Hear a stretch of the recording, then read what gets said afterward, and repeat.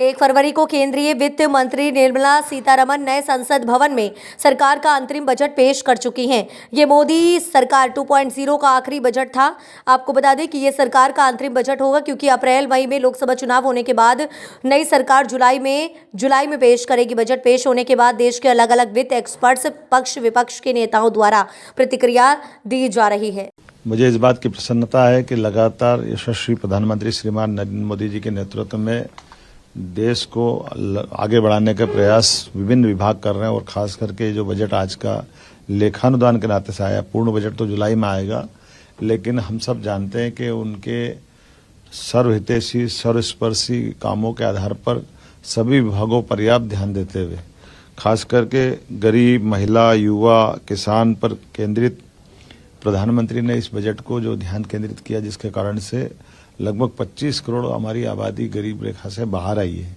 ये बहुत बड़ा एक तरह से उपलब्धि है, और उसी प्रकार से ये जो देश की दुनिया की चौथी अर्थव्यवस्था के रूप में भारत परिवर्तित हुआ है, और आने वाले समय में ये जो नया टेन्योर आएगा, इसमें तीसरी अर्थव्यवस्था का जो उनका संकल्प है, उसका पूरा बेस दिखाई दे रहा है। ये अमृतकाल में भारत को 2047 तक दुनिया का नंबर 1 देश बनाने की दिशा में जो काम किए जा रहे हैं, उसके परिणाम है।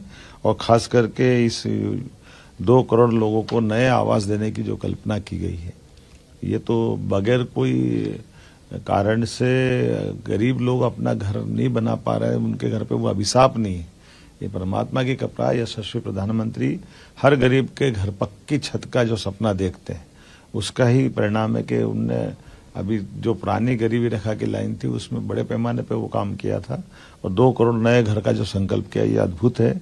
इसी के साथ साथ हमारी आंगनवाड़ी, आशा कार्यकर्ता और इनको सबको भी आयुष्मान योजना का जो लाभ दिया है, ये लंबे समय से दरकार थी कि ऐसे जो थोड़े अपनी सेवाएं देते थे गरीब वर्ग है, उनको भी लाभ मिलना चाहिए। आगामी खास करके जिस प्रकार से डिजिटल इंडिया को बढ़ावा देने की बात कही है, और डिजिटल इंडिया के माध्यम से बड़े पैमाने पर बहुत सारे सुधार भी लागू किए जा रहे हैं। इन सुधारों के बलबूते पर भारत बहुत आगे बढ़ेगा, और खासकर मिडिल क्लास के लिए जो नई आवास योजना लेकर के आए हैं, इसका लाभ भी हमारे लिए एक बड़ा उपलब्धि भरा रहेगा। मैं आज के इस अवसर पर 9 से 14 साल की लड़कियों के लिए सर्वाइकल कैंसर वैक्सीनेशन की जो सुविधा इस बजट में दी है, उसका माननीय वित्त मंत्री जी को बधाई देना चाहूँगा। आगामी समय में हमारे लिए 1 करोड़ घरों में जो रूफ टॉप सोलर प्लांट के अंतर्गत जो नई योजना बनाई गई, जिसके माध्यम से 1 करोड़ घरों में 300 यूनिट बिजली के बिल की बचत का रास्ता निकाला जाएगा। ये न केवल ऊर्जा के क्षेत्र में क्रांतिकारी कदम है, इसका बड़ा लाभ हमको मिलेगा। मध्य प्रदेश में पर्यटन की अपार संभावना है। ऐसे पर्यटन को लेकर के माननीय नरेंद्र मोदी जी की सरकार ने वित्त मंत्री जी के माध्यम से लगभग 75,000 करोड़ के ब्याज मुक्त ऋण देने का जो निर्णय किया है, ये हमारे लिए बिल्कुल आमूलचूल परिवर्तन कर देगा। पर्यटन अब केवल एक क्षेत्र में नहीं, पर्यटन से कई सारे सेक्टर में लाभ मिलेगा, और मध्य प्रदेश में तो अपार संभावना है।